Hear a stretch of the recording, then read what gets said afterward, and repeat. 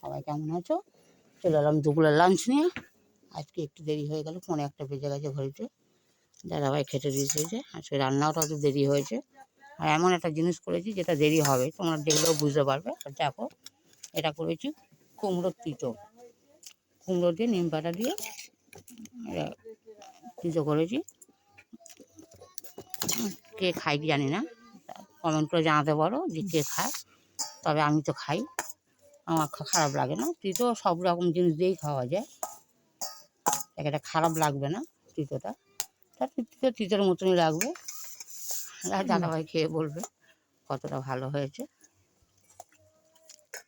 ঠিক আছে, আর দাদাভাই তো বলছো ঠিক আছে। আর দেখো, আর প্রথমে রেখে দিই, এটা আমার ননদ পাঠিয়েছে শাক ভাজা, আর এটা টক ডাল। এটা টক ডাল পাঠিয়েছে।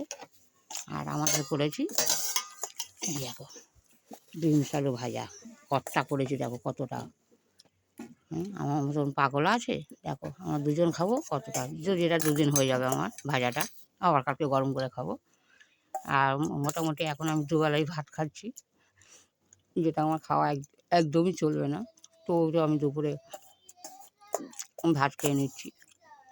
ডাল হয়তো টক ডাল খেতে চায় না, ও শুধু ওই প্লেন ভাজা দিয়ে খাবে। আর ডাল খাবে, টক ডাল, টক ডাল, টক ডাল খাবে? হ্যাঁ, খাবে না, তাই শাক ভাজা। হ্যাঁ, দেবো শাক ভাজা না, এই বিনস আলু ভাজা রেখে যাবে, খাবে তো এই কটা ভাত। এই যে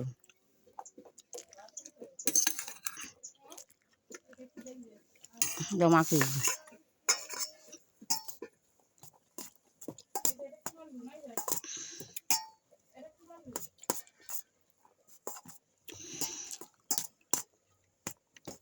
এই বিনস আলু ভাজা যারা খায়।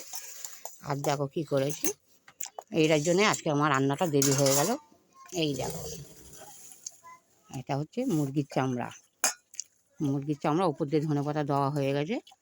কেন, আমি অনেকে আছে ধনেপাতা কষে দেয়, আমি ধনেপাতা কষে দিই না।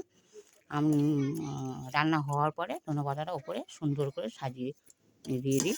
আর এটা মুরগির চামড়া করেছি। এই যাও, একটু ঝোল আছে কেন, একটু টেনে যায় আবার। আর এটা রেখেছি কেন, দুবেলা খাবো। দুবেলা ধরো ভাত খাচ্ছি আমরা দুজনে, তোমার দাদা ভাইও খায় আর আমিও তো ভাত খাই, ওই কারণে একটু ঝোল রাখা হয়েছে। তাছাড়া এটা জানো তো 2-3 দিন হয়ে যায় আমাদের রান্নাটা। আর দেখো দুটো মহারথী চলে এসেছে। আগে আসতো কালোটা, এখন দেখো এইটা আর সে একটা ঘিয়ে ভাজা।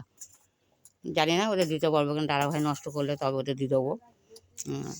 যাকে দাদাভাই খাক ওটা,